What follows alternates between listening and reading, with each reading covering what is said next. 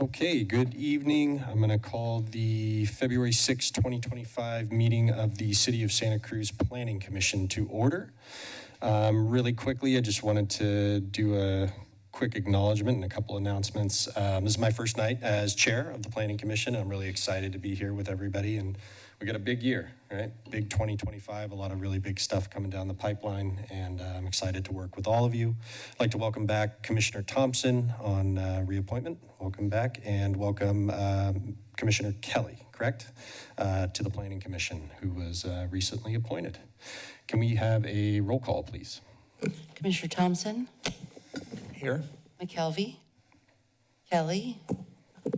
Here. Kennedy? Here. Gordon? Here. Dan? Here. Chair Paul Hamas? Here. Okay, statements of disqualification. Are there any statements of disqualification for tonight's item? Seeing none, we will move on to oral communications. Oral communications is a time to address the Planning Commission on items that are not on tonight's agenda and are within the scope of our charge. Is there anybody that would like to speak for oral communications this evening? Seeing none, we will move on to approval of the minutes. Looks like we have 3 sets of minutes from December 19th, 2024, January 9th of this year, and January 16th of this year. I'll move approval of all 3, if I can bunch them like that. I believe we can batch approve, right? Okay, we have a motion by Commissioner Dan, seconded by Commissioner Gordon. We will have or can we do the all in favor, just all at once, or? You can, it's up to you. Verbal? Okay, then that's what we'll do. All those in favor, say aye. Aye. Aye. Any noes? I abstained from the December 19th meeting because I was conflicted out at that meeting. And 1 abstention. So those minutes are approved. And I will open the public hearing. Tonight we have 1 item on our agenda that is 313 Swift Street, project number CP24-0104. Under review tonight is a planned development permit, coastal permit, design permit, a heritage tree removal permit, and this is to allow a new 4-story, approximately 120,000 square foot multifamily educator workforce housing project. And I believe we have a staff report. Yes. Yes, good evening, Chair, members of the Planning Commission. My name is Tim Mayer. I'm the senior planner, one of the senior planners of the city. This evening's public hearing is the proposed development of an educator workforce housing project at 313 Swift Street, which is located south of the intersection of Swift Street and Delaware Avenue. The proposed project includes an application for a new 4-story, 120,604 square foot multifamily educator workforce housing project, encompassing 100 residential units, 119 parking spaces, new landscaping, and associated site modifications, including the removal of up to 6 heritage trees on the subject site. The applicant has requested approval of a plan development permit, coastal permit, design permit, and heritage tree removal permit, as mentioned earlier, to facilitate the proposed scope of work and the project design. Shown here is the subject site, which is bordered in yellow. The site is an approximately 4-acre lot surrounded by industrial buildings to the north, the Gateway School to the south, single-family residences to the east, and a variety of land uses, including industrial buildings and Sergeant Derby Park to the west. And the property is located approximately a 1/4 mile east of Natural Bridge Estate Beach and roughly 3/10 of a mile north of the Pacific Ocean. Currently, vehicular access to the site occurs through this point over here, a drive aisle from Swift Street. An informal pedestrian pathway also runs along the southerly portion of the lot, leading from Swift Street here to Sergeant Derby Park to the west, which has provided longstanding pedestrian and bicyclist access through the site. As a brief background, on April 20th of this past year, a pre-application for the project was submitted, which at that point proposed multifamily educator workforce housing development of 3 stories, 80 residential units, and 127 parking spaces.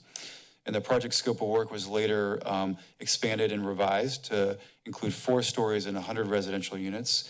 And on May 30th of this past year, the pre-application was deemed complete.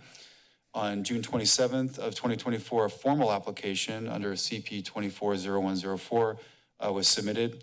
And following several resubmittals in response to staff comments, the formal application was deemed complete on October 31st of this past year. Also, a pre-application under CP 240120 pursuant to California State Senate Bill SB 330, which was originally submitted on July 22nd, was deemed complete on December the 2nd of this past year. And the pre-application under SB 330 vests or locks in the local ordinances, policies, and regulations in place at the time of the pre-application submittal. So consistent with the city's public outreach policy for planning projects, a community engagement meeting, which was hosted via Zoom, was held on May 6th of 2024. Approximately 43 members of the community attended. Participants offered a range of feedback from concerns about loss of available on-street parking capacity, expectations for worsened neighborhood traffic, to supply of affordable housing, and questions about tenant selection criteria to be implemented with the project. Overall, attendee reactions could be characterized as ranging from mild concern to outright support. And besides the public outreach meeting, staff have received 8 email messages from members of the public before today, and have received and responded to a number of telephone calls about the proposal, in addition to the approximately 10 email messages received in support of the project at various times throughout the day today. A number of technical studies have been conducted in conjunction with the project. 2 separate archaeological assessments were prepared, both of which revealed no evidence of pre-colonial or historic era artifacts and no occurrence of archaeological deposits on the subject site. Both of the studies predicted how a low potential for discovery of unknown archaeological resources during planned project construction. Also, an arborist report presents an inventory of the 17 heritage trees in the project area. That report recommends preservation of 11 trees and removal of 6 heritage trees at the subject property, and 1 heritage tree on the adjacent property to the south of the subject lot, which is also owned by Santa Cruz City Schools. Conditions of approval require mitigation replanting in a ratio of 2 trees, which are minimally 24-inch box size each, for each of the trees removed. Also, a noise evaluation includes an assessment of the potential for the project design to demonstrate compliance with the city's noise standards and also standards of the building code, and requires construction of the project using sound-rated walls, windows, floors, and ceilings. Also, a site-specific geotechnical groundwater field exploration and evaluation report reveals that the project holds a moderate potential for liquefaction impacts and also possibly some settling during seismic events of up to 3 to 4 inches. However, the report shows that the project design is feasible from a geotechnical standpoint, and conditions of approval require compliance with all the report's recommendations and submittal of an update of the geotech report to correspond with the project scope of work as currently proposed. In addition to those reports I previously mentioned, a phase 1 environmental site assessment was prepared and describes the results of field investigations and archival research. The field investigations revealed detectable odors of petroleum hydrocarbon contamination in the center of the project site, and the phase 1 ESA recommended completion of a further soil, groundwater, and soil vapor assessment. As a result of that recommendation, a phase 2 ESA prepared by the same firm recommends that additional soil gas sampling be conducted, or that a chemical-resistant vapor barrier be placed below the proposed buildings to mitigate potential soil vapor intrusion concerns. And conditions of approval require compliance with those report's recommendations. Also, a trip generation memorandum and a subsequent memo prepared by Fair and Pierce Transportation Consultants provides transportation analyses related to the proposed project. The analysis predicts the scope of work to generate fewer than 50 net new trips during the AM or PM peak hour. And in keeping with the City of Santa Cruz transportation study requirements for development, the project did not warrant the preparation of additional transportation impact study, or TIS. The project site falls outside areas mapped for sensitive biological resources per General Plan 2030. However, the northeasterly corner of the site occurs within an area mapped as habitat potentially supportive of monarch butterfly populations under General Plan 2005, which is required to be followed in the coastal zone. And as a result of that, a biotic report was prepared by consulting firm Ecosystem West, which deemed the potential impacts to monarch butterfly habitat and overwintering as negligible. Various state laws pertain to multifamily residential housing projects. For the proposed project, the applicant has not requested a density bonus. Therefore, Government Code 65915 has not been invoked.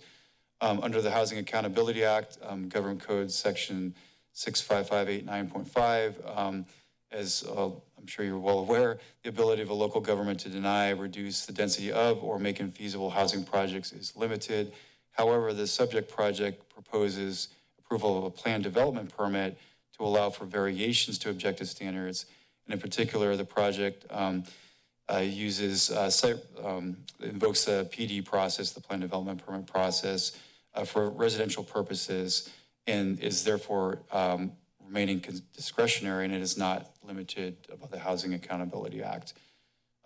Further, Government Code Section 53570, known as the Teacher Housing Act of 2016, among other criteria, requires that the majority of the units be made available to low-income tenants as defined by state law, and restricts all units to be rented to school district employees unless the units cannot be filled. And the proposed project would restrict the maximum rent of all units exceeding the minimum requirements of Government Code Sections 53570. Specifically, the proposed project would offer 100 residential apartment units for rent by educators and support staff and their families. The unit breakdown includes 11 studio units, 28 one-bedroom units, 52 bedroom units, and 11 three-bedroom apartment units, and equates to a residential density of approximately 24.5 dwelling units per acre. The proposed scope of work includes retention of the 2 existing permanent buildings on the site. The former tenants of those buildings, Santa Cruz Education Foundation and Westside Parent Education Nursery School, or WPENS, have both vacated the site, and the occupants of the portable building will exit by June of 2025. The existing educational building, one of the 2 remaining buildings, permanent buildings on the site, would be converted to a residential storage use as part of the project. And the other building, the administrative office building, is anticipated for occupancy by a property management use supportive of the proposed project. Neither the storage nor the property management use are considered generating for the purposes of vehicular trip generation calculations. The site has a general plan land use designation of CF, which is community facilities. According to the general plan, there's a lot of text on the slide here. This is intended for existing and potential community facilities, including schools, government offices, community buildings such as the Civic Auditorium, sewer and water facilities, and the city landfill, and also applies to land used by state highways. So residential use is not included among the categories of land uses enumerated by the CF General Plan land use designation. However, residential use to accommodate housing for school district employees clearly supports the school district's mission of educating students and can be seen as supportive of the uses envisioned in the CF General Plan land use designation. Also, the PF, or Public Facilities Zone District, which also applies to the subject site, allows government facilities, as listed here, local, state, and federal, and school, public through discretionary review, again, without residential uses listed among them. Because residential uses are not explicitly stated among the types of land uses which can be accommodated, either the general plan or the zoning designations, a planned development permit was pursued, and that provides a variation on district regulations where appropriate, including uses. So that's key for the project. The planned development permit therefore serves as a mechanism for consideration of the multifamily workforce housing project as proposed at the subject site, subject to a number of qualifying criteria. So additional permits are required for the project as listed on the slide, including a coastal permit, a design permit, and a heritage tree removal permit.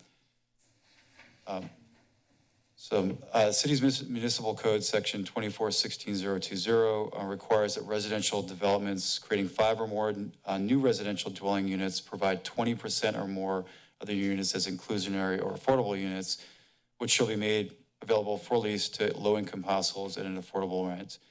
Inclusionary units are restricted in perpetuity to households earning 80% or less of the area median income, or AMI. However, as an alternative to that standard regulation, the municipal code also offers specifically for school district employee-sponsored housing projects, the option of complying with the Teacher Housing Act of 2016, as shown in the middle of the slide here, including the requirement that the majority of the units remain restricted to rents at a low or moderate income, as defined by state law, along with submittal of annual compliance reports to confirm ongoing compliance with the requirements of the Teacher Housing Act. The applicant has opted for the latter approach, stating the intent to pursue provision of all 100 residential units at the low moderate income level to serve the target educator employee population of the intended for the housing development project. Conditions of approval require ongoing compliance with the Teacher Housing Act of 2016, including submittal, again, of affordable housing agreement and annual compliance reports. The slide here shows the proposed site plan. As shown, the proposed development would be placed near the southwest corner of the project site, adjacent to Sergeant Derby Park, which is over here on the left, separated from the industrial buildings to the north through a shared drive aisle, shown over here toward the north of the property, and parking spaces, and set back significantly from Swift Street, which is on the right-hand side of the slide here, located behind the existing structures on site. So up here on the right-hand side are the existing buildings to be retained. The building layout includes 3 separate individual bars or wings connected by covered breezeways and oriented in such a way to provide a functional project front yard over here, an interior courtyard kind of in the middle here, and a rear yard for the overall development. The plans refer to the leftmost wing as the west wing, the middle section as the east wing over here, and the rightmost bar as the L wing. Each of the 3 wings of the development would have 4 floors, a new formal pedestrian pathway, as I mentioned earlier, which would be 5 feet in width, would be located at the southerly edge of the lot, as shown kind of meandering through here where my cursor is. And it would provide public access to and from Swift Street to Sergeant Derby Park. And a condition of approval added to the project requires ongoing public access to be allowed for the minimally 5-foot pathway throughout the lot. This slide illustrates the project rendering, providing an overhead perspective view of the entire site and a sense of the building scale and the extent and quantity of open space and recreational area provided here. Depicted here are additional axonometric views or perspective views of the buildings as viewed from the northeast at the upper left of the slide and is visible from the project's southwest at the lower right. The covered connections between the buildings is shown over here and is seen here, appear throughout the slides. The buildings would include ground floor patios as shown kind of in these rectangles here, and balconies as shown over here in kind of the darker rectangles, and would incorporate elements of visual interest through modulation in planes, a varied roof form, as well as integration of canopies and various glazing patterns. And a color and material board has been prepared and is available. It can be passed to the Planning Commission at this time. Pass the material and color board around here. Thank you, Zach. Appreciate it.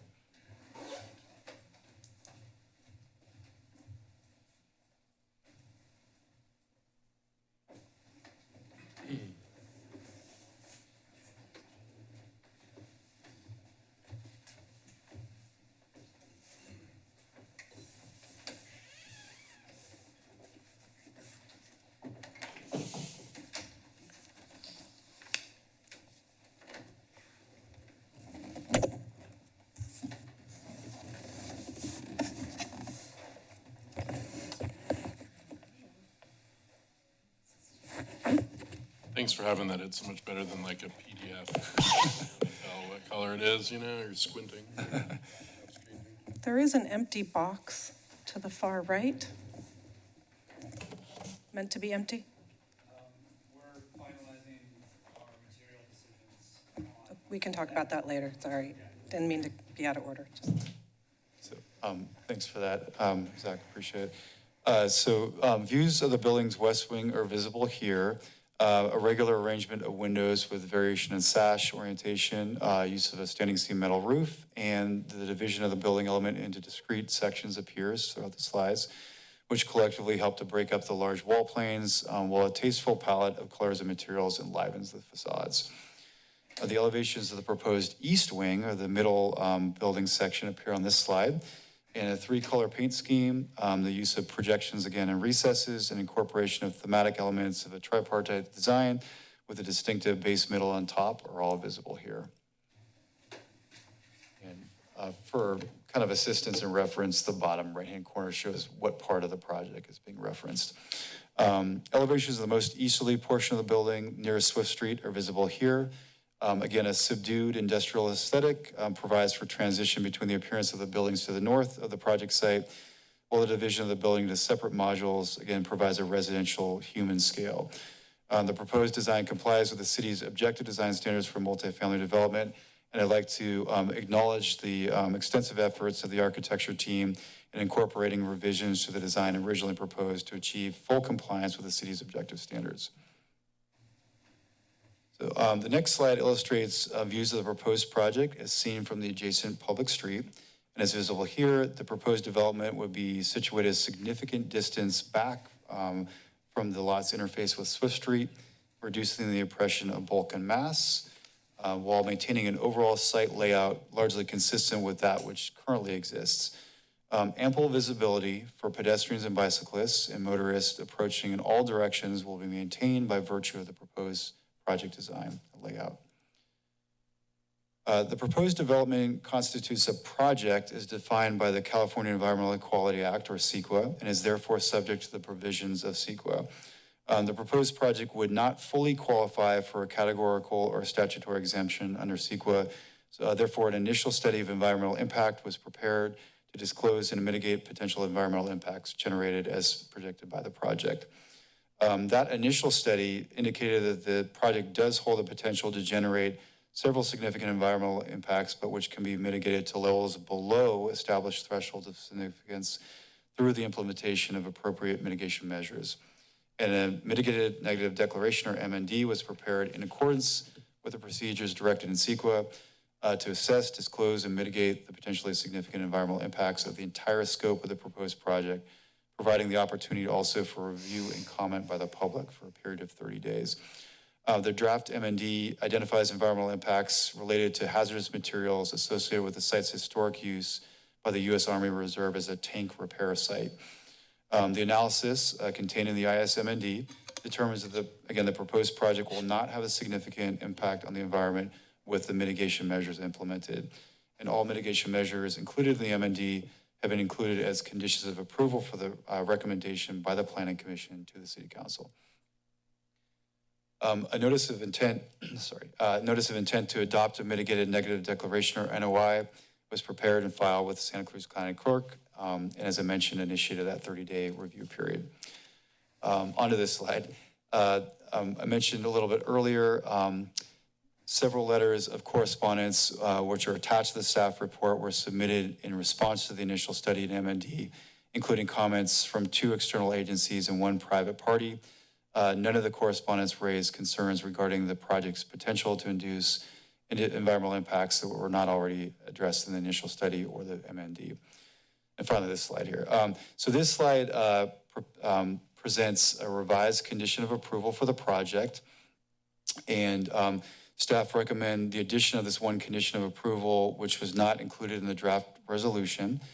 This condition of approval, which will be number 48 in the updated resolution, states a public access pathway minimally 5 feet in width at all points shall be provided, allowing access at all times by pedestrians and bicyclists from Swift Street to Sergeant Derby Park. Staff have also added several findings to the draft resolution that were omitted from the original version of the draft, and those are listed here. I won't take the time to read all of these, but as part of pursuit of the alternative compliance approach for affordable housing, the city's municipal code includes section 24.16.030, including these 2 findings, number 15 in the revised updated draft resolution. That's that the proposal for the alternative method of compliance is consistent with the Santa Cruz general plan and all of its elements, and the finding has been made, is listed here to support that. The relevant finding has been found. Number 16, the proposal conforms to the standards established for inclusionary units in section 24.16.025. Again, unless the alternative method does not require compliance with that section. And again, staff have been able to make the findings to support this element. So with all of that, staff recommend the addition of that 1 condition of approval, again, which was not originally included in the draft resolution. and also that additional finding. Staff have made the findings necessary in support of the requested plan development permit, design permit, coastal permit, and heritage tree removal permit. Staff recommend that the Planning Commission recommend to the City Council acknowledgement of the environmental determination and approval of the entitlements as listed on this slide. Happy to go back to that. Staff and the applicant are available to answer any questions. Thank you very much. This concludes staff's presentation. Okay, thank you so much for that presentation. At this time, we're going to have questions from commissioners for staff. Any questions? I've got one. Commissioner Kennedy. So at the January 1st next year, the building codes all change, which sometimes has severe cost impacts on projects, sometimes it doesn't matter. At what point does this project become locked into these codes? Is that when they submit for building permit or now? You know, my intent would be to save the project from cost when the codes upgrade. But I've never understood like when that exactly kicks in, especially with all the new laws and all that stuff. Sure. Well, I think that doesn't answer your question directly, but you know, there's a pre-application submitted under SB 330, so that's makes the project frozen in place, basically, for the municipal code requirements. That's a great question. So that's all the codes or just? It would be our municipal code regulations, but the building code compliance component, I believe, is at the time of building permit application submittal. Okay. That may be a question that we'll have to You recognize find that information after a bit in too, response yeah. to. Sorry, not the authority on No, that. that's all right. I was just thinking about, you know, when you're locked into which parts of the codes. Those are my questions for now. I have a few more later on, but maybe after we hear from everyone else. Okay, any other questions? I just have one quick one on the revised condition. I believe you said it was number 48 in the staff report on just the public access. Is that specifically just for the coastal permit or just public access in the coast or? So this refers to the project is including a 5-foot pedestrian pathway, and the condition of approval just essentially makes that pathway required to be provided on the subject site for perpetuity, at least for the life of the project. And so the idea being that that pedestrian pathway remain open to the public for passage, you know, from Swift Street to Derby Park and vice versa. So it essentially requires, again, the kind of existing circulation patterns that people have enjoyed for a number of years to be continue on the project site. Got it. Okay, great. Thank you. At this point, I think we'll welcome up the applicant for any comments or presentation.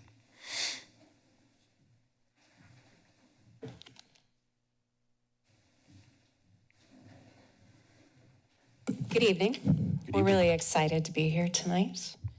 I'm Chris Monroe, and it's been my privilege to serve as superintendent of Santa Cruz City Schools for the past 11 years. And this is a pivotal moment for Santa Cruz City Schools and the community that we serve. This project will have lasting impact on our ability to retain outstanding educators for decades to come. The high cost of housing in Santa Cruz continues to be one of the greatest barriers to recruiting and keeping the teachers and staff that our students deserve. In 2025, our city once again ranked as the most expensive place to live in the U.S. Over the past decade, we've lost more than 100 teachers due to the housing challenges, and 95% of our declined jobs offers cite affordability as the reason.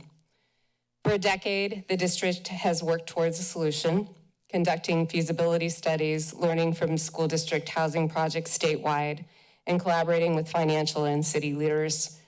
It became clear that the only viable path forward for us for this project was in providing below market housing for educators was through a facilities bond. Santa Cruz voters responded with overwhelming support in 2022. Measures K and L passed, explicitly funding educator housing and school improvements, with over 2/3 of the vote exceeding the expectations in our polling. This project is a testament to the power of collaboration and our shared commitment to public education in our community. We're deeply grateful to our board, district staff, families, and our greater community for their leadership and dedication to our public schools and our students. We want to give a special thanks to our city partners, Bonnie Lipscomb and Lee Butler, have provided guidance that entire 10 years we've been looking at this possibility, and Tim has been an incredible support in walking us through the entitlement process. Their guidance has helped us work to bring this vision to a reality. And tonight we ask that the Planning Commission help us to take the next steps, ensuring that Santa Cruz City Schools can recruit and retain the outstanding teachers and support staff that the children and youth of our community need. Thanks. Thank you. Is that it? That's everybody? Okay, wonderful. Okay, at this point, I'm going to open up the meeting to the public for comment. Is there anybody here that wishes to speak tonight? Can you raise your hand just so we can get a sense of how many people want to speak? Okay, great. I'm going to have you line up here to my left, your right, and we will take you one at a time. Please feel free to sign in, although you don't have to, but it does help us with our minutes. And come on up, sure.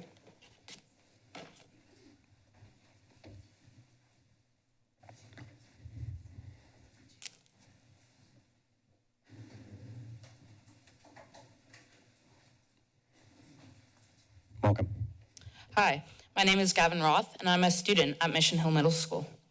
Today, I'm speaking on behalf of Santa Cruz YIMBY. We are extremely excited Santa Cruz City Schools has chosen to use voter-approved funding to invest in their teachers and staff through this project. When complete, the homes at 313 Swift will offer significantly reduced rents for public employees who educate and support our youth every day in and out. By approving this project, the Commission can play a part in allowing our teachers to live in the heart of our vibrant community without the burden of increasingly high rents. In addition, we are pleased this project is less than half a mile from a frequent bus line and the Coastal Rail Trail, offering alternative transportation opportunities.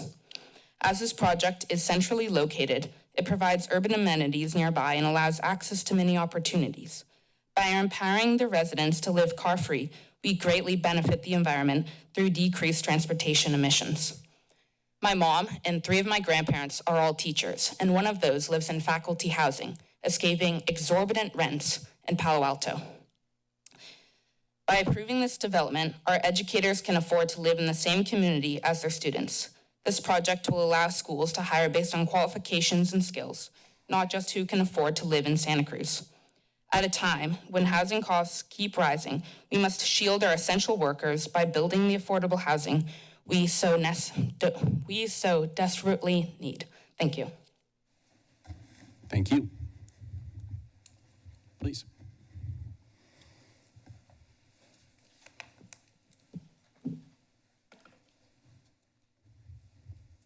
Good evening, members of the Planning Commission, community members, colleagues, and city staff. I'm Kyle Kelly, Vice President of the Santa Cruz City Schools Board. Sorry, I'm a little emotional talking. Take your time.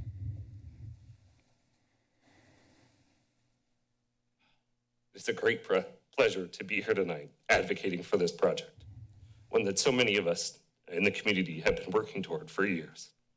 I want to express deep gratitude to the voters who passed Measures Canada.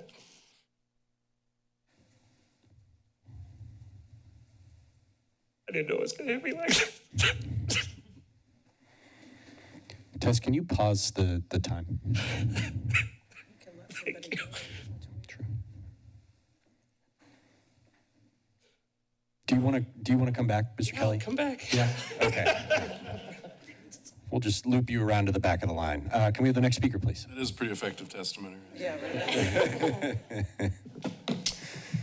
Thank you for listening. I'm here for the neighborhoods of Swift, Getchell, John, Delaware.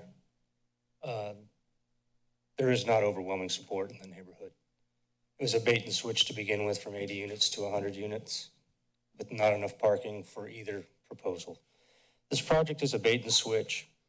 It was pushed for 4 stories and over 100 units after it was accepted by the council for 80. This has got to stop. Both are unacceptable in the current proposals. Neither option provide enough parking, which is a priority concern in Santa Cruz. This is a residential, not a commercial project, so therefore should be beholden to the rules for any other residences built. I built my house. There has to be parking for every single bedroom, 1 space. Not one person lives in that one single bedroom. It's usually a couple with 2 cars. Therefore, should be subject to residential rules allotted for the number of occupants. Currently, the project falls extremely short, pushing all cars owned by those occupants onto the neighborhood streets. Unacceptable. Enslavement, not empowerment. Indentured servitude, not enabling, is what is being created here. Not a community endeavor or project, a gated compound for those who work for the school district, not an open, accessible neighborhood community project as stated in the documents we just read. Access being through controlled gates, which clearly indicates a walled compound. The rhetoric is untruthful and quite unbearable. The project is being built with public funds. Yet another example of rhetoric to support this disaster. The public is not allowed in. This project is reminiscent of mining and the mining and logging industries. These horrid examples were also well-intentioned. The employees worked for the company and had no bargaining power. Hence, we have our labor codes and laws today. Am I done? Go ahead and finish your comments.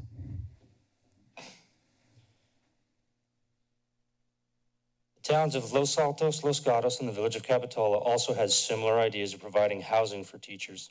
All 3 chose the more appropriate different path of enabling their teachers, empowering their teachers to own instead of becoming slaves to their employers through indentured servitude. Through subsidized mortgages and down payments for homes that those teachers could call their own and not be beholden to the institution that is providing a roof over their head. Changing zoning ordinances, manipulating city codes and ordinances all in support of this housing development are just some of the red flags that are immediately apparent. This current council thinks that they know better than the founding fathers who set out the zonings to begin with. We are in a poor way. They have not learned from the examples in history before them, being the mining and logging industries that did this exact same thing. They choose to support the indentured servitude of our teachers instead of empowering them and enabling them to own, not rent, wherever they choose, to live free from biases exerted by whomever they may work for. This is a huge conflict of interest, morally and ethically, 2 government agencies collaborating to cooperate to make this happen. Collusion 10 seconds, sir. does not have a good perception in the public eye and begs for further legal intervention. Thank you. Thank you for your comments. Next speaker, please. You'll have 2 minutes. My name is Evan Shanbrum. I'm a resident of the neighborhood as well. I'm on Chase Street. My main concerns, basically with this project, that I will be able to see from my bedroom window every single day. Are you guys going to be maintaining that public access during construction through to Sergeant Derby Park? Because this could be, potentially 2-3 years of construction. So can someone answer that for me? Is it going to be? This is your time to address us, Okay. not for a dialogue. Okay. We want the public access maintained during construction. Otherwise, you're adding 20 minutes onto everybody's walk going around to the other side of the park. We want to make sure that your construction vehicles, whoever is going to be doing this construction, respect the neighborhood and don't use our front yards as parking lots. That you use the actual site for the parking. Parking is a big concern already with Gateway School there. Parents blocking driveways every single day. We want to make sure that your construction people get their own parking area on the property instead of in our front yards. And we want to make sure that your unoccupied units, the units that are not going to be used by teachers, have a thorough vetting process to make sure that we don't have another, downtown situation where you're selling $5,000 studios for rentals. So other than that, that's what I have to say, and thank you for your time. Thank you for your comments. Next speaker, please. Evening, Chair Polheimus and Commissioners. I'm Matt Farrell. I live in the Seabright neighborhood. And I want to thank the city and the school district and the voters of the Santa Cruz City School District for understanding the need for supplying workforce housing. My oldest daughter is a high school teacher. She lives in Marin County, and fortunately, she's been able to purchase her own home. But that isn't the situation for all of the people who work in our schools. And I think providing them an opportunity to have some stability while they pursue a career here is critical. So thank you for your time, and thanks to everyone who has worked so hard on this. Thank you for your comments. Next speaker. Good evening, distinguished panel. Michael Martin Jr., Special Education Professional with Santa Cruz City Schools. My question is there a discussion, current partnership, or a potential partnership with UCSC and potentially Cabrillo College or other local institutions that have teacher prep programs in which the potential teacher candidate will potentially be incentivized to stay local in lieu of going after other opportunities because the cost of living and potentially housing. So, yes, is my question. Is there currently partnerships? Will there be partnerships established with the education institutions who will provide teacher prep to incentivize our future educators to stay local? Thank you, everyone. Thank you. Next speaker, please. You'll have 2 minutes. Good evening. My name is Juliana Reyes. You have to excuse me, I'm a little nervous. I didn't get prepared to speak. I am a former teacher. My parents are teachers, and I'm married to a teacher. I also know quite a few teachers that have left the area because it's so expensive to live here. So I really want to thank you for considering this project. I believe as an immigrant that education, when done right, is a great equalizer. And I think at this time, it's a great opportunity to act with integrity. And the facts show that it is very expensive to live in Santa Cruz, and teachers are leaving the area. So I really want to speak for my community. I know the parents are very excited. I know the Latino parents are very excited because we have seen a lot of bilingual teachers leave the area. And we need to invest in our children, in our community. And I think that more than ever, we need critical thinkers. We need to retain teachers that are passionate about the vocation and not just to leave because they can make a living. So I really just want you to consider this project, and I know a lot of parents will agree with me. Thank you. Thank you. Next speaker, please. Thank you. Round two. So I'm gonna cut straight to it because I think the main thing that really overwhelms me with this is all the district employees that have reached out to me over time. It was not too long ago, there was a district employee that came to me and said, can you hurry up with this project? Like, I need a place now. Like, I badly need a place. And like, if I could have, I would just flip a switch, just make it happen. And, we have process to go through. We have everything that we need to do to make sure that we're hitting everything we need for plan check. And, the reality is he lives here, he works here, his kids go to school here. And, they're just living in a small ADU and they just want to find a new place that can fit them. And I think it's just a common problem that, for working families, how do they find a place that's gonna work for them? And, it's just, I know I'm not the only one that's heard similar stories. We've known some of the struggle to find housing. We know about people where it's dozens of applicants all applying for, a single unit. You'll see lines of students trying to get a place. And, or even, people that have been forced to leave town entirely, whether that means actually not just teachers and support staff, but also families here in our community. So while this project is just one step toward meeting our broader housing needs, it's a critical one. 100 homes for educators, a place where they can not just work, but belong. A home that allows them to be present in the classroom and the community. A home that gives them the stability to stay, grow, and invest in our community for years to come. I urge you to support this project and accept staff's recommendation. Because when our educators can stay, our students, our schools, and our entire city thrive. Thank you. Thank you. Next speaker, please. Good evening. My name is Matt Bruner. I am the co-president of the Greater Santa Cruz Federation of Teachers. We represent certificated employees in Santa Cruz City Schools.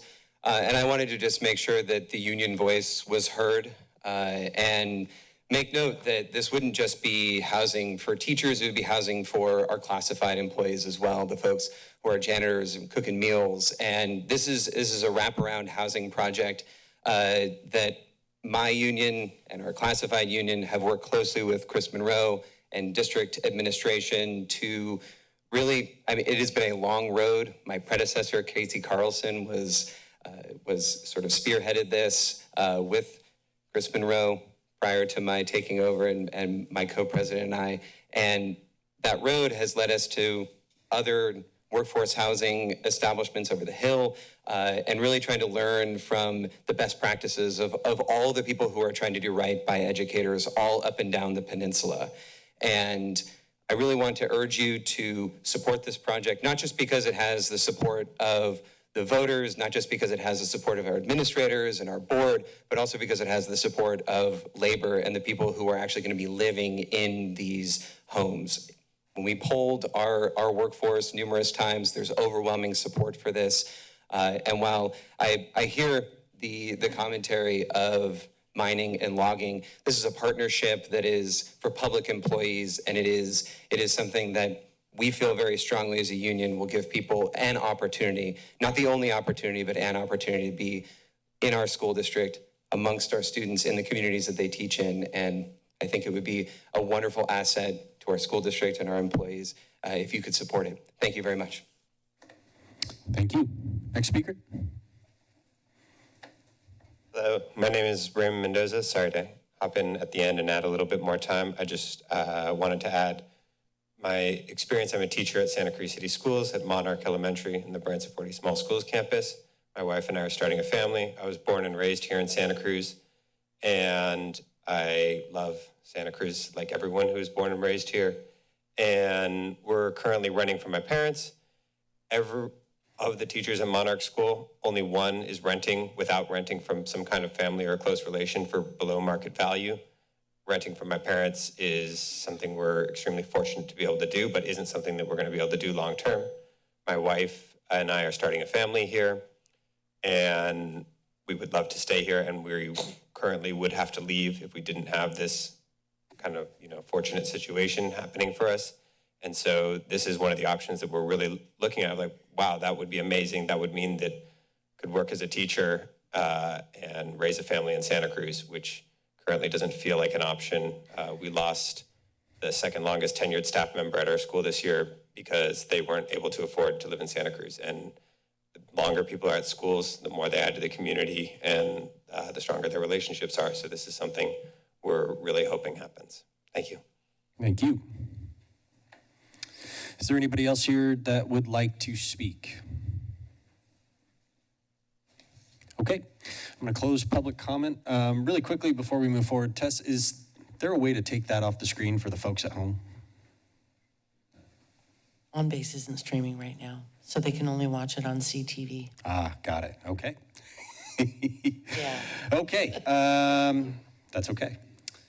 At this time, I believe we invite the applicant again to address any public concerns, or if you wish.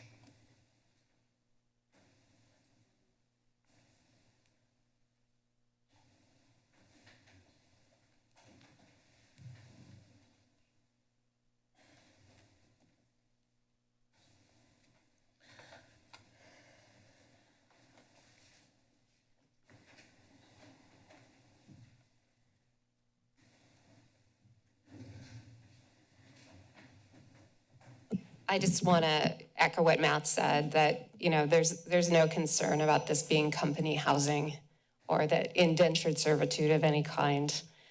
We've been working in partnership with our employees. They've asked us to help find solutions and be able to help them stay in the community and serve the students and families that they love. So I understand that any change is difficult. We also are committed to keeping, having access to the park, being mindful of having enough parking. Those are all things that are extremely important to us. So we just encourage you to approve it today so we can get started and make this a reality. Thank you very much. Thank you. At this time, we will return to the commission for questions and comments. Yeah. Thank you, Chair. I just wanted to add in real quick that I've confirmed that the building permit application would be the time when the building codes are locked in, but it has to be a substantially complete application. So yeah, if they can get that in before the end of the year, they'll be locked in. Thank you. Thank you. Okay, commissioners, questions or comments? Commissioner Gordon.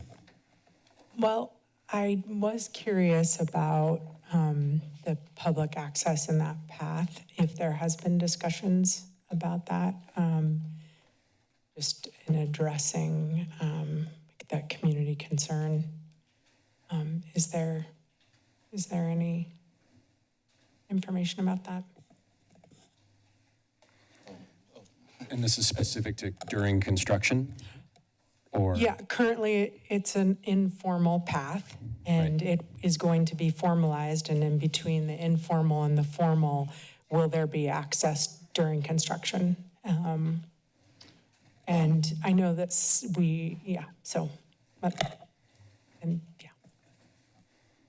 I think real quick, just before the applicant speaks, I think something else to consider also is, do we want people from the public walking through the site while it's under construction? Right, so I'm sure there's all those, and I think because it came up as a public comment, we can more formally address the concerns of that and challenges in keeping that public. Good evening, Jared Bogart at Bogart Construction. I'm the build side of the design build team for this project. And safety is definitely a major concern with access. We definitely want to be sensitive to what the public needs for accessing that site, Derby Park, that is, from Swift. So it's something that's definitely being discussed. But safety is a primary concern with access full-time through construction. Agreed. I think it was just important to kind of formally mention those challenges. I should have said that this is actually a really exciting project, and I really appreciate the effort that the school district has gone through to stick with this. It's not an easy project. I appreciate how local it's been. In a lot of the projects that we're seeing aren't always as local as this one, and so Jared being here with Bogart and really keeping that local is an important part of the story, I think. So so I think I have some kind of technical questions. I know there's going to be further design on this. I think I'm curious about the delivery aspect of this. There's so much, particularly when we're getting into situations where we're minimizing people's vehicles.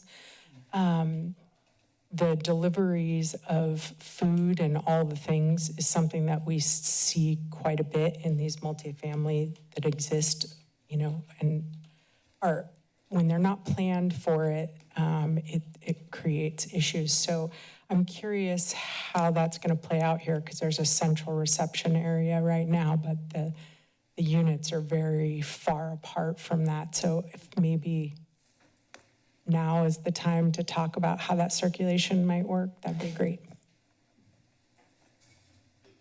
You might help to get the floor plan up, at least for me, if possible. Yeah, my name is Zach Gong. I'm with EHDD Architects. That is a good question. I think the project is in design development, not yet in construction documents, and there's still a lot to hammer out, I think, on that front. The central reception also has a large mailroom, so when it comes to receiving both packages securely for residents, that was a priority, you know, as we've seen with lots of other projects, as well as food delivery, if we're talking about DoorDash, et cetera, Uber Eats. You know, we don't yet have a project management entity on board, so we haven't hashed out specifics about something like food delivery, but I think the design of the project as it currently stands is to be friendly for folks to come down to the central reception, which is also where the secure mailroom would be. So there's the ability for people to come down there. It's out of the weather, it's conditioned. So both the delivery folks with dedicated drop-off parking coming to somewhere out of the weather, residents can come meet there both for packages and food, or additional measures, which again, with a property management group, which we will be developing. Yeah, I appreciate how large the reception area is. We haven't been seeing that a lot in the multifamily, and it can cause a lot of problems. But as you move forward in design development, really thinking about the pulling in of the vehicles and delivery and food gathering and what that means for that reception area is something that's important.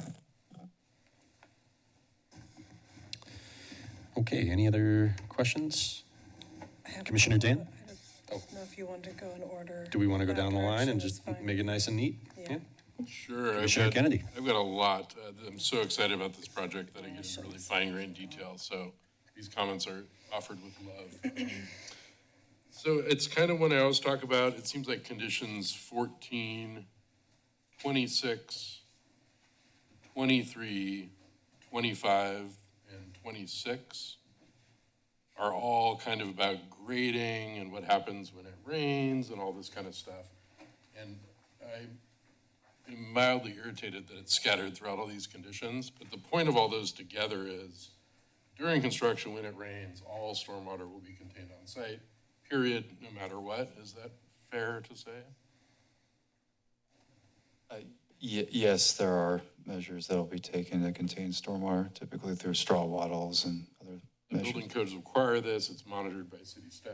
There'll be Just from the perspective of the public, if I'm trying to read all those, it's like, what are we talking about here? So I just want to be really clear about that. Yeah, typically, I'm not in the building division, of course, but yeah, typically there's a construction management plan that requires all those aspects to be undertaken. Okay, I think the prelim one might be in there actually, but I just want to be clear because you can see how that would be really confusing.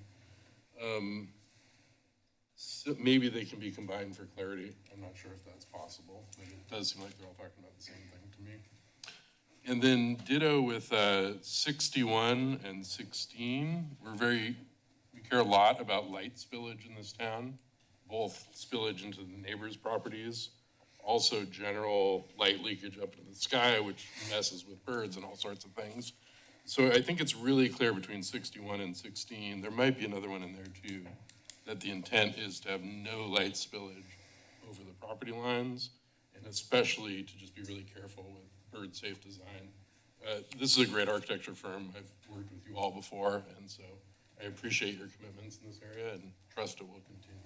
So I'm just highlighting that because, again, it's very kind of complicated technical language between the energy code, Calgary, and yada, yada. I have one kind of big question regarding the project's intent with all electric, and I'm just trying to remember between when it was grandfathered in. It seems to me like this will be an all electric project. Is that true? And then it's such a great thing environmentally to reuse those two buildings rather than knock them down. Like the amount of energy you're saving by keeping those is such a slick move. I love it. But I wonder if the commission would think about a condition that left the natural gas there but didn't extend it. I think that's going to happen naturally, but I wouldn't mind like adding simple words saying this will be an all electric project if that's amenable to the schools and the applicants. So just something to think about there. It's kind of touched on condition 64 about utility undergrounding, but that's like targeted at electric, and I just want to be clear that we don't want to invest in methane infrastructure anymore in this town, in my opinion. I think we're fine on that. Code's locked in. It seems like there'll be a whole year to push it to CD, and in my experience, that's enough time to get it done. So I'll kind of withdraw that concern.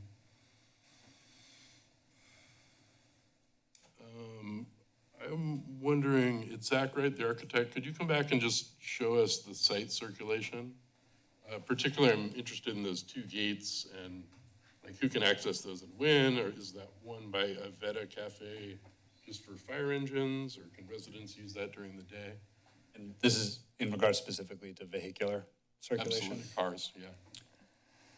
I've got some comments on the pedestrian connections in a sec, yeah.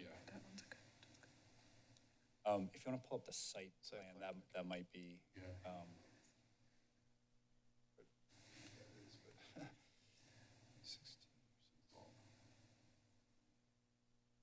But in general, I think us as the architect with the builder, Bogart and SCCS, we've, I think, tried to be as intelligent as we can about presaging exactly the use cases for residents, ingress and egress, and I think this will be. Well, let me say, this is a fully baked design. We see a lot of things that are not fully baked up Yes, here, so yes. it's very apparent from your Yes, yeah, and I think this is another facet of the project when we have. Just kind of describe if I'm coming down Swift Street and I live there, I turn right into that parking lot and. Yep, absolutely. So we have 119 parking stalls there. That's the combination of standard, compact, EV, accessible, et cetera. And we have, while the civil plans more overtly call out the fire truck turnarounds here, there's one in the T lot, which is sort of the easternmost leg of the lot, and then there's another fire turnaround at the back of the site, the westmost, exactly. So the proposed easement up through the cafe, up to Delaware Street, that is not intended as a fire truck turnaround. It's not neither required, and the fire department didn't flag that as necessary. So the main ingress is at Swift Street, and there's alternative vehicular traffic that can go through the proposed easement up to Delaware. And I think the project, and maybe I'd let you, Jim, talk more about the easement itself, but. I've got that's next on my list, so we'll get there in a sec. So if I live there, I've got a clicker, you pull up, you click, and you could enter from the Swift Street stride and the other way? That is the current assumption. Okay, that's good. I mean, with the more connectivity, the better. Yeah, I think our preliminary traffic study, I think is what we'd call it, I think assumed a distribution. Yeah, I read it. It felt right. You know, traffic studies sometimes are kind of like, it goes in the black box. But from having lived in this neighborhood, it felt pretty good. Right, and then another aspect of that is that the sight lines left and right, as you're approaching those for egress, I think we can keep I forget the range, but something between 280, 350 feet of sight lines left and right, I think are existing, and we're not building any new structures, up at the property line or with any actual setback. We're, setback 180 feet there, so I think sight lines are maintained. Right. So I always forget the percentage. Roughly 65% of the average Santa Cruz resident, their carbon footprint is transportation. So I love this housing because it's going to be net zero, essentially housing by code. And that takes care of some of that pie, but you still have that 60 whatever percent that's transportation. So I love the way that gate for pedestrians integrates with the broader Delaware Edition plan. And that leads you right up the high road, which is fortuitous because the other road's the low road, but it's nice to go up the high road. So will be a direct connection up to the rail trail there, which is within, I forget, a half mile of 17 schools or 35 schools throughout our whole county. So I love that it's there already. That easement is a stroke of genius. That's a LEED certified neighborhood on the other side of the street. I certified it, that's how I know. But I wanted to encourage everyone to really emphasize those connections with fun, interesting signage, and really make that kind of a new street there, definitely for people on bikes and walking, but also for cars, it sounds like, for the residents. And that's just so awesome to add in, essentially a new street to these big industrial lots, and that's just a great feature of this.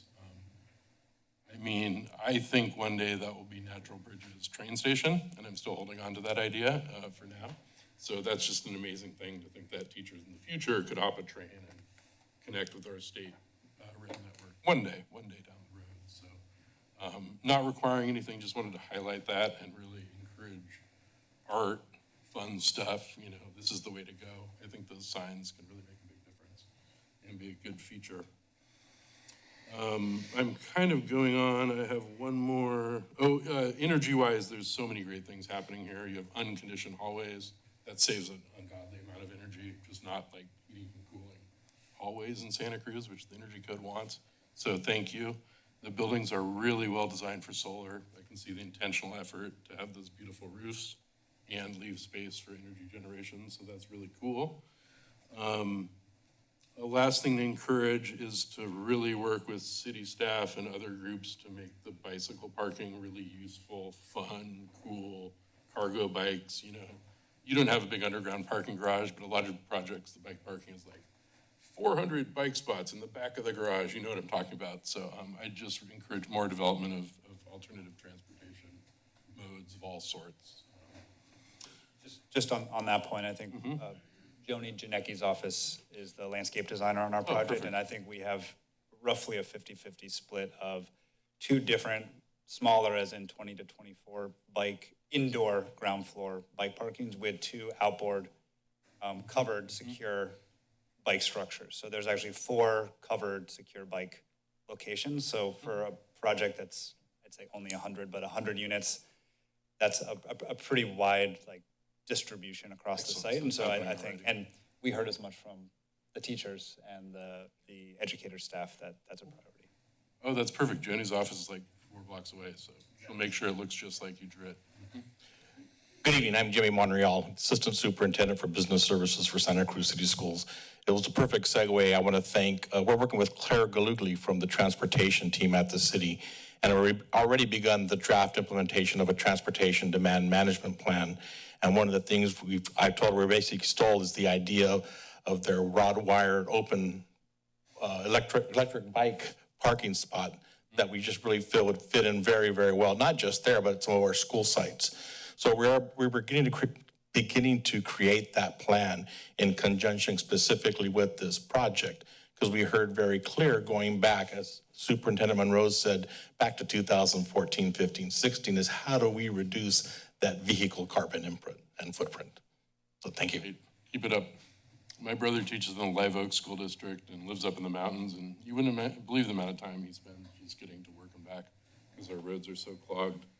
I have a few more things to say, but let me pass it on for some more questions, and I'll package those up. Okay, thank you. Yeah, we'll come back for comments. Any questions down here? Should we start with Commissioner Dan, and then maybe if you have any, we'll make no questions? I just have one question, but just really briefly, I've been working in policy for 25 years in this town, and this has been something that's been talked about for at least that long. I remember talking with Superintendent Monroe 10 years ago maybe about this, so I want to say congratulations and thank you. Also, I really want to acknowledge that this is measures K and L, which were passed to provide this housing. I want to thank you for trusting the voters and making good on that promise to deliver. And that's just really important for trust building with the voters, that you said, this is what we're raising money for, it was passed, and now here's the project. I also just really want to quickly say, I have voted against high-density projects on this commission that were poorly designed. This is not one of those projects. I understand that for the neighborhood, it is a big change, and it is a higher density than the surrounding uses, but what this project gets right are a lot of things, but number one, for me, ample outdoor space, private and public outdoor space, thank you. That is humane for the people who are gonna live there. I really appreciate that. And putting the parking in, that's just so important, and so I really wanna acknowledge and give credit where credit is due, so thank you. Really quick, I hope that we can maybe resolve this access to Derby Park during construction, especially, if it's going to take a while. It really is a much longer route to that park without that access. So I just want to reemphasize what Commissioner Gordon said.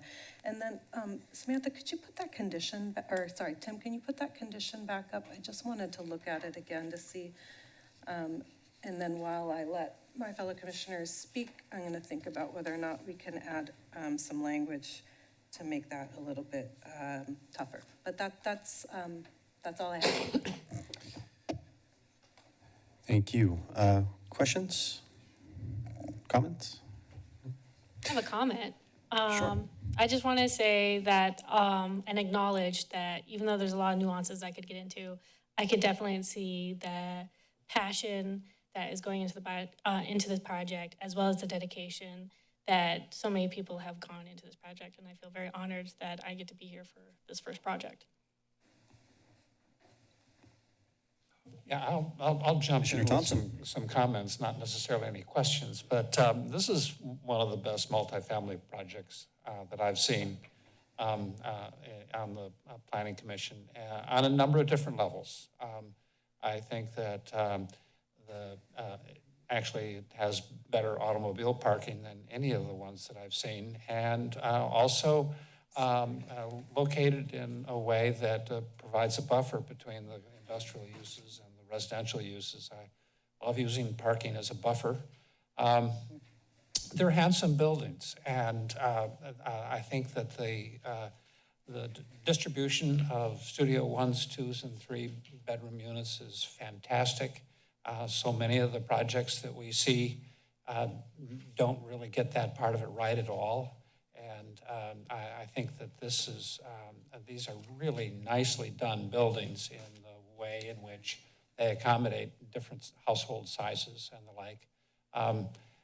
It's actually, compared to the multifamily projects that I've seen on the commission, this one actually seems to have enough parking.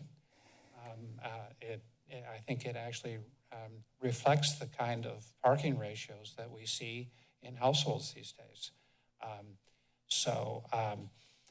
And it's the westerly, I've got that right, temporary connection, or the maintained connection to Derby Park, I think is entirely credible, and I don't see any reason why it couldn't be maintained during construction. It's on the perimeter of the site, and it might take a little bit of effort, but I don't think that's crazy at all, because that really is the right way for this neighborhood to connect to Derby Park. So that's about all I had. Hats off to them. I think the way the buildings are configured on the site creates 3 separate outdoor areas for the tenants that each have their own character and meet a particular need. Again, haven't seen that on a single other project that's come before the commission while I've been here that has really thoughtful provisions for outdoor space that I think will really meet the needs of the people who live there. And again, stellar compared to everything else I've seen on here. So hats off to them. Good architecture, good site planning, and all in one project. So congratulations to them. I just wanted to point out that the pickleball courts are right there. So it might be worth doing it just to not piss off the pickleball people. It's a very firm community with their opinions. Let's not stereotype. It also, I'm trying to visualize it, but the school owns Gateway too. Like, is there a way to put it on that next property that might be out of the way of Jared's tractors? Chair, could I make a suggestion? Sure. So we could either add a new condition of approval that the access path to Derby Park, and I'm suggesting maybe a different, if there's a temporary access during construction, it doesn't necessarily need to meet these specifications, I would think. I mean, if we just want to make sure folks can get through. So I wouldn't want to mandate that it would have to be 5 feet in width, blah, blah, blah. But maybe we could have some language that suggests like a temporary access path to Derby Park shall be available to the public during construction. That sounds dangerously close to a motion, but first, let's hear from, Just a really quick- suggestion No, no, to, it's a yeah, good put it up. suggestion. It's a good suggestion. You wanted to address the gateway access. So I just, my risk manager over here is making sure that we're being very cautious about safety and our liability in terms of this construction and the community. What we'd like to do, I'd rather it be like we will bring, that this not be a requirement and this be something we work on, because we'd have to negotiate something with our tenants at the Gateway site, and that's what we were talking about before you mentioned it. Is there something we could negotiate with our tenants to create access from the former Natural Bridges campus that houses Head Start and Gateway School? So making a plan that keeps those kids safe during the day, and maybe some temporary fencing in to create a pathway that also makes sure that we can keep the construction areas safe. Yeah, I appreciate that for sure. I've seen all construction in tight spaces where public access has been maintained, so it can be done. Can I make a quick suggestion? Sure. We could say something like the applicant shall work with the building department, maybe even add the fire department on there, to determine at which point that public access can be reopened during construction, and make sure that that plan is noted on the plan submitted for building permit issuance, so that it gives the applicant and their risk management team, and then also the building department, enough time to sort of work out at what point that would be Yeah, safe I to take understand, place. but that doesn't mandate that they keep it open, right? I mean, if there was some certainty that the access stays open, that's fine, but I just, the neighbors are gonna have some impacts on this. This is an amenity they might lose for a year or two, and I just want to make sure that it's not lost, because sometimes these things get written in that language and then, just doesn't happen. We could add with the intent for the path to be reopened as soon as possible. While it's not specific, I think it would be clear to city staff that that's the intent of it, with the intent to be opened as soon as possible, and that we could, my guess is that it's not going to be able to be open during the framing of these buildings, or during grading, during framing, when things could be falling. But once the buildings are generally in place and there's like maybe interior work going on, that's probably a point when this path could be reopened. Tim, can you pull up the project plans really quick? Sure. I'm sorry. It's slide number 5 on the ones dated 1st November 2024. Sorry, I didn't mean to interrupt. No problem.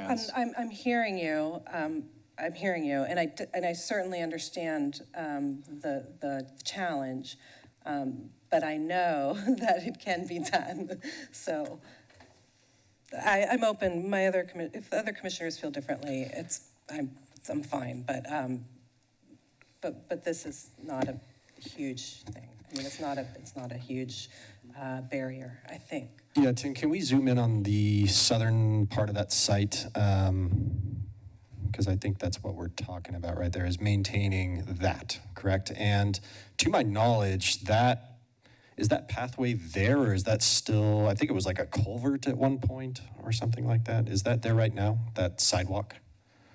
Yeah, my understanding, it's basically more or less is in that same location. Although I think people probably honestly access the site through various points, but on the aerial photo, you can see that. Okay, great. Okay, really quickly before, it sounds like we're moving towards a motion. Really quickly, I just wanted to make a comment and then just ask a question. I'll do my question first. So I didn't see anything about, maybe I missed it, but just about the perimeter security, especially at night, things like this. I'm like intimately familiar with the site. I worked here for a long time, and The security issues just concerning foot traffic during the day and at night were a problem. I don't know if they still are, but I'm just curious about what the plans are for site security during the day, during the night. I know that we're trying to keep this open for Derby Park, and there are competing interests here. But without going into too much detail, there is need to keep the site more secure at night. And that also came up during the day for us. So I guess I just wanted, is there any sort of a security plan for fencing or any type of plan that way? Not just during construction, but once it is ultimately built as well. I can speak specifically to construction. We'll have a site fence around the perimeter of the site, of course. And then we also have video cameras that are monitored off-site with a motion triggered sensors. So if anybody does come on site during construction after hours, then they're alarmed or notified that they should not be on site. After hours, I may have to defer security.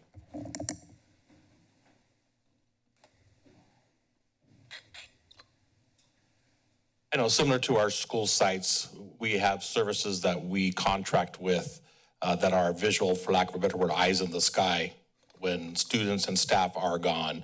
And we've looked into different measurements that we could use for this particular site, also knowing that there's a tremendous public and school district investment into it. So we have contracts of that sort that we use that have basically, as I mentioned, eyes in the sky to maintain that security at evening and stuff. That we'd look to contract with those similar that as we do at our school sites. Okay, excellent. Because from the plans, it looks like we have maybe like a 3-foot fence going around the entirety of the project. Does that sound about right? Is it higher? Because what I saw was I saw 6-foot fences for like tree protection, but I didn't see anything. Yeah, at the level of development of the plans, we don't have details of the site fencing as of yet, but I think is still in design. Obviously, will be concurrent with best practices and standards from SCCS. What's depicted here is a 6-foot fence, and that is 6 foot. We are high up in this area also. Yeah. Yeah, and I think the less laser pointer. The design intent here is to have a line of security that has gates and TBD on exactly the hardware. Okay. Entry, all that stuff to be determined, but that we've kept this additional public access along the southerly property line, and also this line of security just integrates with the perimeter fence, also is contiguous with the vehicular gates, right? Those open and close within this general line of security. And so it's trying not to have layers and layers, but just a simple one that is both not fortress, but also common sense and secure.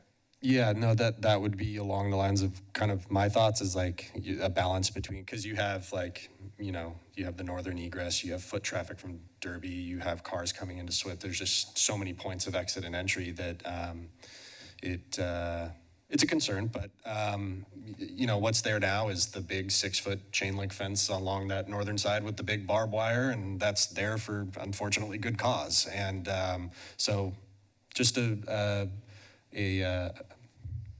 caution, I guess you could say. So thank you. Other than that, I just want to say, I want to reiterate the comments of my colleagues. This is a project that I'm excited to vote for. I think it's a beautiful project. There's a lot of thought that went into this. It's architecturally just much more beautiful than the kind of things that normally come across here. And the site layout is it's excellent. And just I think keeping the front buildings is incredibly intelligent as well. I think that's just good planning. And I'm excited for this project. And a concern that did come up is parking. And I will say that this is probably more parking than we've had on a project like this for a long time. And furthermore, for those that don't know, hesitant to put percentages on it, but a lot of Santa Cruz is within half a mile of a transit stop, which precludes us from requiring parking. And that's not just for this project, it's for pretty much all multifamily projects that I'm aware of. So anyways, just to kind of address that. that would be it for me. Any other comments from colleagues? Oh, I'll move approval. okay. Okay, yeah. Sam? Thank you, Chair. A couple things to consider. We have a couple of conditions of approval that actually didn't make it into the condition, so I apologize for that.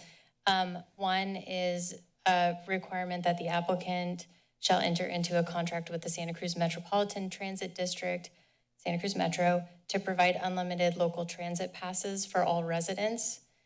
That's a code requirement. And then the second one is for multifamily rental projects with common laundry rooms. All washing machines provided for common use among tenants shall be equipped with microplastic filters to reduce plastic pollution. That is a somewhat new condition that was added by the City Council. And then, again, I have some language for the pedestrian path if you choose to go that direction. Thank you. And have we resolved the suggested condition of approval?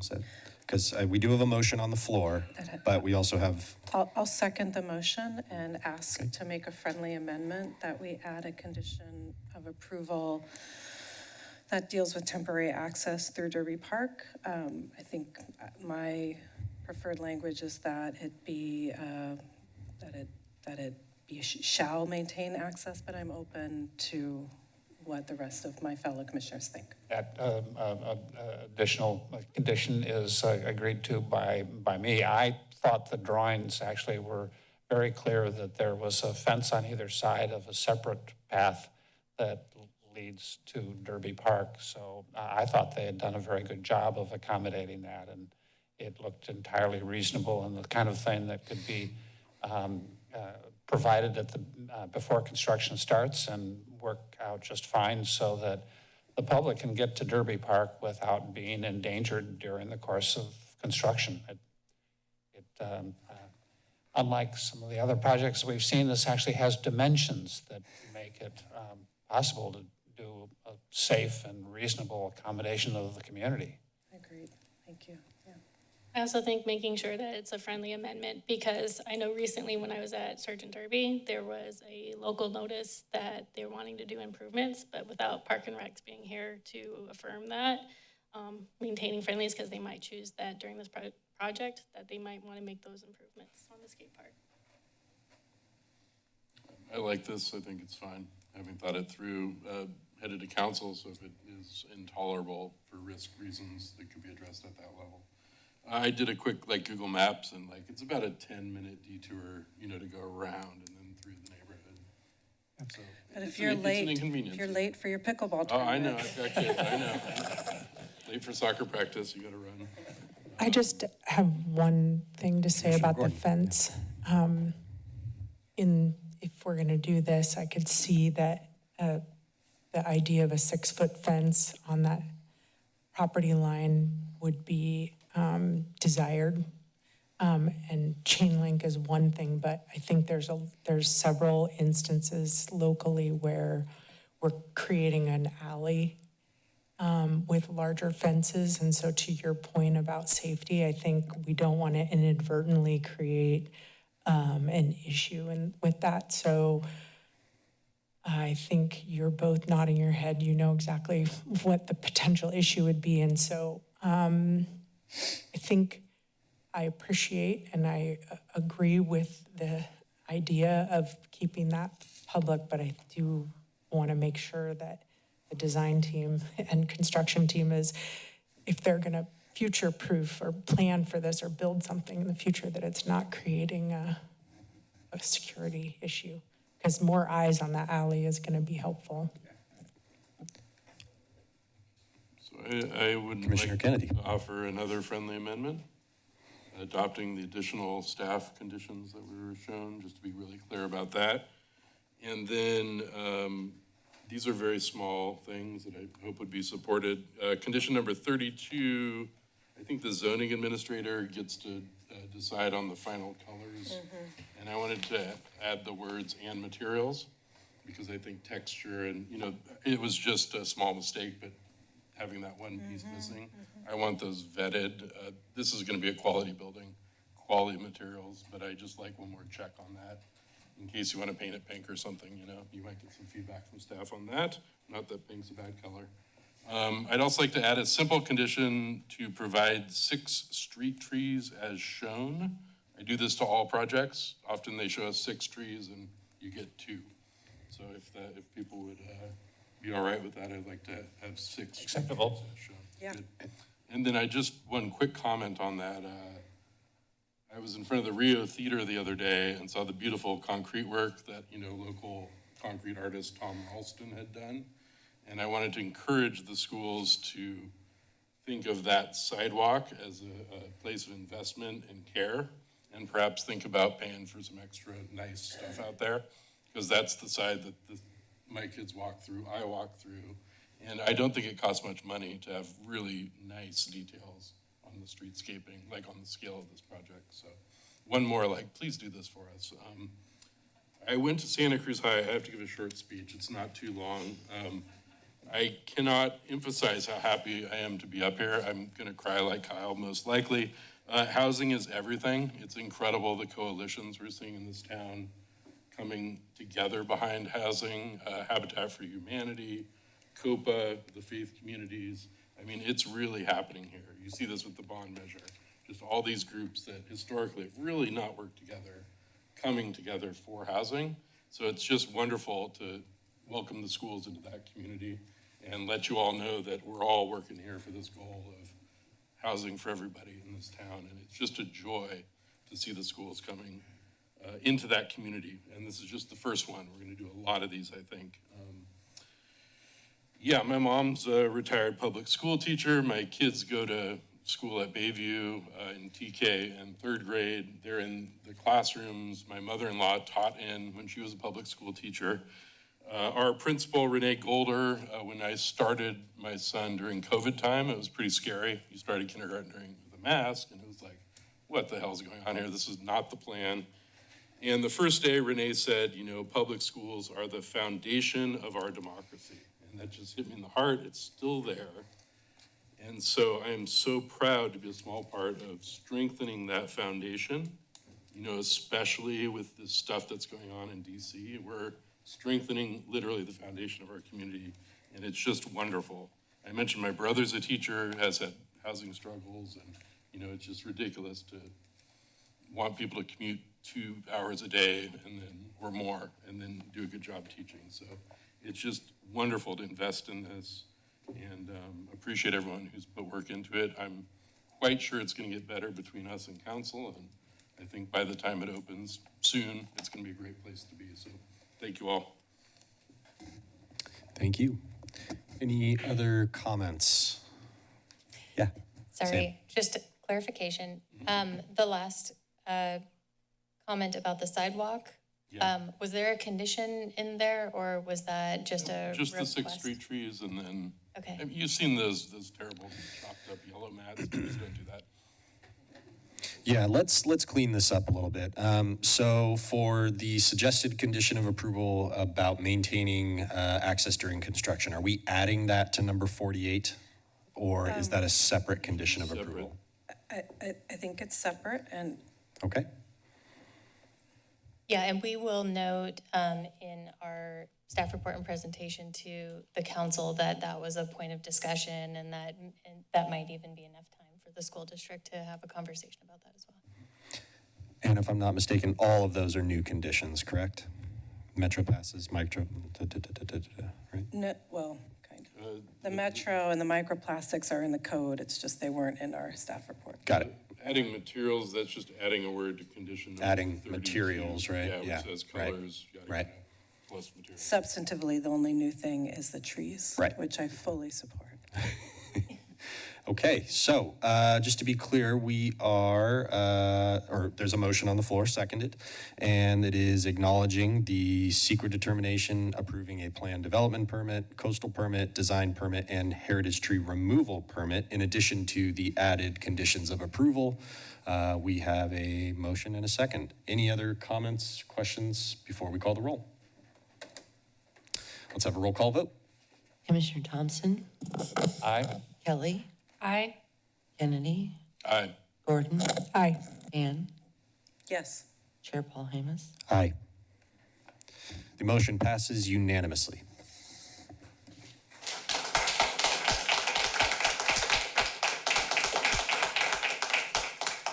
Okay, moving forward, are there any information items from staff? Yes, I have a couple of updates.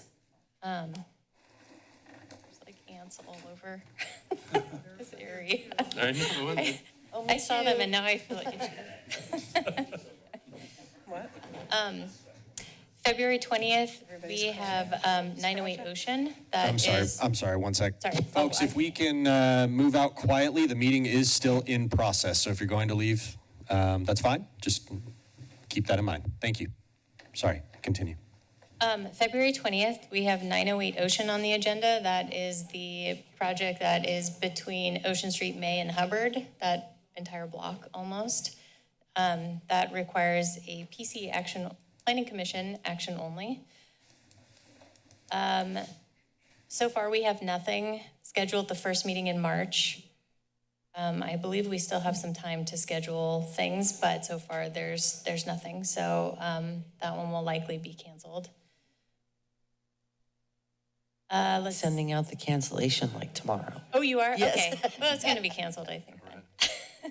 Just for quorum purposes, need to be recused from that meeting. I rent an office from The 908 Ocean? On 908? Okay. Okay. I cannot attend that meeting. And are we still doing a legislative update on the 20th? That was slated for the 20th? Still TBD on our master calendar. Okay. It is, yeah. Yeah, could be. I'm sorry, I wasn't paying attention, which is a bad thing to do during a school item. Did you say the meeting on the 20th was canceled? No, the 20th, we have 908 Ocean. Okay. The first meeting in March. is March gonna be 6th. canceled. Yeah. Great. March 6th. That is awesome. Okay, I apologize. And then we have one community meeting coming up that is on February 27th. That's going to be a Zoom meeting. That's for a project at 901 Pacific, so the end of Pacific. That's a 91 unit project that's being proposed and is currently in as a, I'm not going to say if it's in as a pre-application because I'm not sure. 901. But that is the only community meeting that is formally scheduled. And then also February 21st, comments are due on the downtown plan expansion EIR. And those are the updates. Thank you so much. I don't believe we have any subcommittee or advisory body oral reports and no items referred to a future agenda. So we will adjourn.